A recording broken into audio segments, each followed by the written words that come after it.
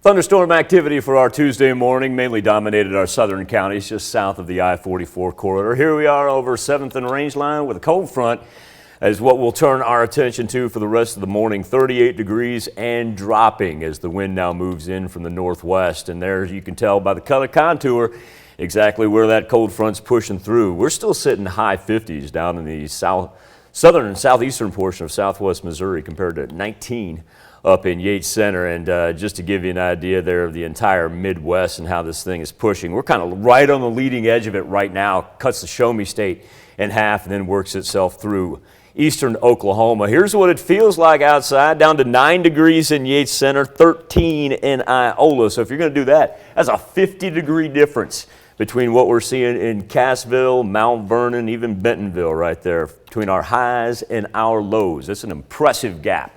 Here is the SKYWATCH storm tracker with the aforementioned thunderstorms now off to the east right there. We got anywhere from about half an inch to inch and a half.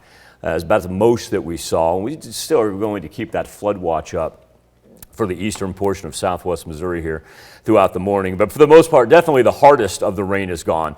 Kind of turn our attention up to the north and make sure that we don't get hit by a little freezing drizzle. Anything we do won't be too expansive. But here are the watches, warnings, and advisories that we have. We'll start out to the east where we have the green. You can tell the white flashing. That is a brand new one that has just popped up here in the last several minutes. Anyway, we've got the flood watch to the east. Then as we turn our attention to northeast Oklahoma and that darker blue, that is a winter storm watch. Far north, that is going to be a winter weather advisory. And the white that you see that we just saw blinking, the brand new one, that's what they deem a special weather statement. All things said, this is all in anticipation of what's going to happen from, minus the flood watch, of course, that's from today. But all the winter weather advisories and statements and watches and whatnot, that's going to be for what transpires Wednesday into Thursday. So like I said, we're done with the hardest of our rain now. So let's talk about the problematic time, which is going to begin Wednesday morning. Tuesday as we kind of cruise through here, clear off the skies, and then here we go. In the morning, it creeps in from the southwest. And, snow's one thing, but look at that ice, because that ice in the pink, that freezing rain right there, that sticks around all the way into Wednesday night, if not Thursday morning.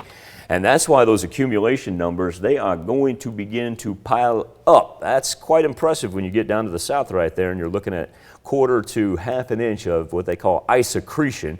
Fancy word for saying how much builds up on the ground right there. And even that tenth to a quarter, that's something you don't mess around with when we talk about driving in it. And give you an idea from the national perspective how that spawns kind of in north central Texas and makes its way toward us before it just keeps reloading there in the Lone Star State. And that's kind of the problem. As far as the 7-day forecast goes, yeah, we knew it was going to be cold, and we kind of start this afternoon. Kind of stuck in the 20s after that. Friday we do get a break though. We should have mostly sunny skies. Just not much of a warm up, and then up into the 30s and 40s for Saturday and Sunday.